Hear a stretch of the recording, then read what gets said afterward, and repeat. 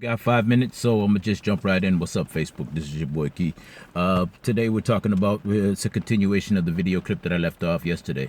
Humanity. How do we know evolution exists? How do we know that humans evolved? How do we know that we're still evolving? What is evolution? These are all a lot of main questions.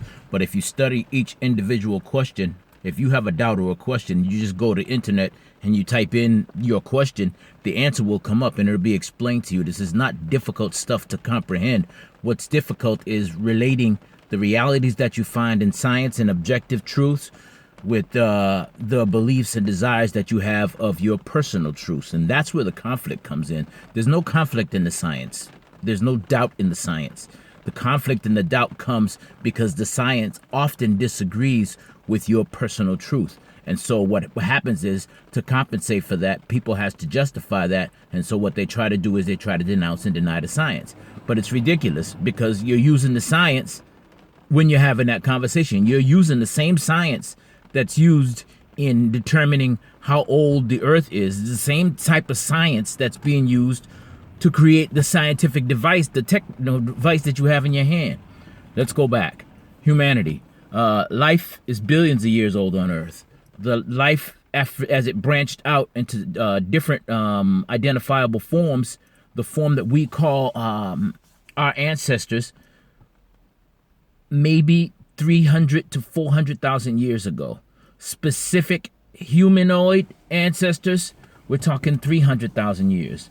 Migrating out of Africa, we're talking between 150 to 60,000 years.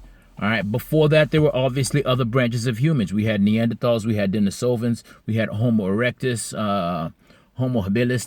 There's a lot, and you can find out each aspect of it, but it's irrelevant to what I'm talking about. What I'm talking about is, how do we know our gene pool and our line, and that can be traced through our DNA directly back to a common ancestor that we had with primates, and then before that with a common ancestor that all living things have on the planet. It can be tested. You don't have to believe me, because it's not about belief. It's about I know or I don't know, and if you don't know, go study. And if you don't want to study and you just want to stay ignorant, that's your choice. You can do whatever you want to do. I often tell people, I'm not smarter than you. I just know things that you don't know. And if you choose not to know them, then I'm sorry, that puts you where you put yourself as far as information and education goes. Okay, we got half of our time is already messed up. So, well, not messed up, but used up. So now we're going to continue.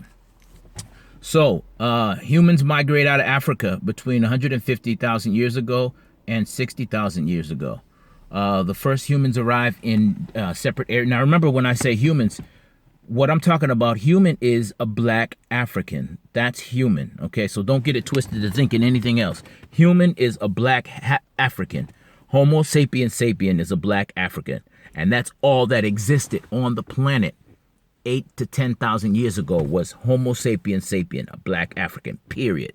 Nothing else. So don't get it twisted. Any evidence of humans older than 10,000 years is evidence of a Homo sapiens sapien, which is a black African. If it's in a different place than Africa, then you call him a black African migrant because he migrated from the place that he was to the place that he is. All right. If that black African migrant migrated to a place that had a different climate or a different diet, or he was susceptible to a different predator, then that human, that black African migrant, had to adjust and adapt to that new environment in order to be able to survive. Those that were able to survive did. Those that weren't able to survive died.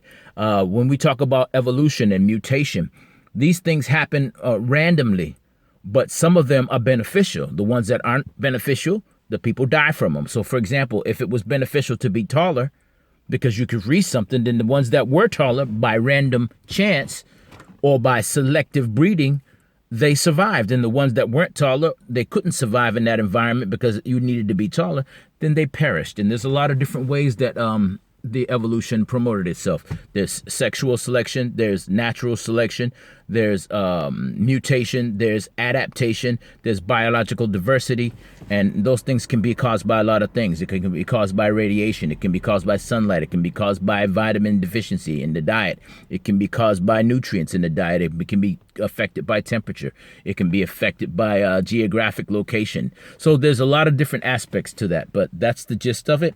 And we're going to continue after this video clip dies. Hope you're enjoying yourself.